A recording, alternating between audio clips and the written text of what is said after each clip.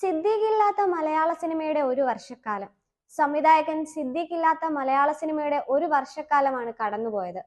തീരാനഷ്ടത്തിന്റെ വേദന ഉള്ളിൽ ഇപ്പോഴും ബാക്കിയാകുമ്പോഴും അദ്ദേഹത്തിന്റെ സഹപ്രവർത്തകരും കലാകാരന്മാരും സാംസ്കാരിക പ്രവർത്തകരും ഒത്തുകൂടുകയാണ്.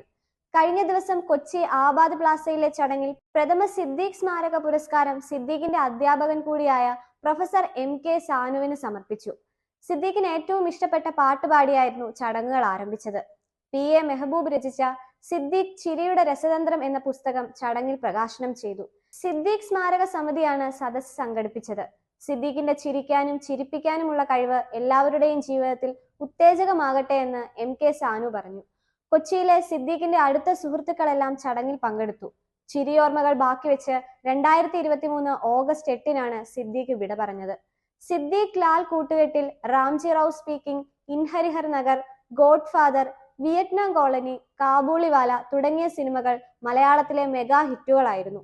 പിന്നീട് ഈ കൂട്ടുകെട്ട് പിരിഞ്ഞ ശേഷം friends, Hitler, chronic bachelor, body guard തുടങ്ങിയ ജനപ്രിയ സിനിമകളും സിദ്ദീഖ് ഒരുക്കി.